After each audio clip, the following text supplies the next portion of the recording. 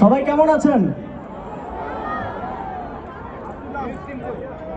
এই ডকুমেন্টারিটা দেখার পর ব্যর্থ কণ্ঠে বলা যায় না যে আমরা ভালো আছি, কেননা আমাদের যেই ভাইয়েরা শহীদ হয়ে গেছেন আজকে এই স্বাধীন বাংলাদেশ আমাদেরকে উপহার দেওয়ার জন্য, আজ হয়তো এই কনসার্টে তাদেরও কেউ কেউ থাকতেন, আমাদের সাথে একসাথে এনজয় করতেন। তাদের এই আত্মত্যাগ আমাদেরকে এমন একটা দেশ দিয়েছে যেখানে আমরা এখন কোনো কিছু না চিন্তা করেই, কোনো ব্যাক স্পেস না দিয়েই মনের কথাগুলো বলতে পারি।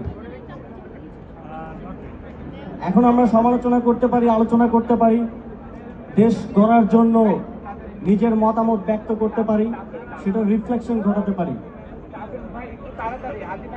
এই জন্য বাংলাদেশ, বিশেষ করে আমাদের প্রজন্ম আজীবন আজন্ম এই শহীদ এবং যারা আহত আছেন তাদের প্রতি কৃতজ্ঞ থাকব। যেই স্বপ্ন দেখে তারা জীবন দিয়েছেন সেই স্বপ্ন বাস্তবায়নের জন্য আমরা একত্রে আবারও কাতারবদ্ধ হয়ে দেশ গড়ার যে লড়াই সেটা চালিয়ে যাব। এই লড়াইয়ে কি আপনারা আমার সাথে থাকবেন? আপনারা সবাই আছেন? এই শহীদদের রক্তকে কোনোভাবেই বৃথা যেতে দেওয়া যাবে না।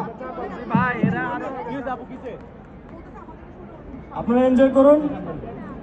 তবে আমরা বলতে চাই, সুখে দুঃখে আনন্দ কিংবা বেদনায় সর্বদাই আমাদের যেই ভাইয়েরা মিছিলে আমাদের সাথে দাঁড়িয়ে থেকে গুলি খেয়ে শহীদ হয়ে গেছেন, আহত হয়েছেন, তাদেরকে আমরা সবসময় স্মরণে রাখবো এবং তাদের যে স্পৃহা, সেই স্পৃহা অনুযায়ী নতুন বাংলাদেশ গড়ার জন্য একসাথে লড়ে যাব।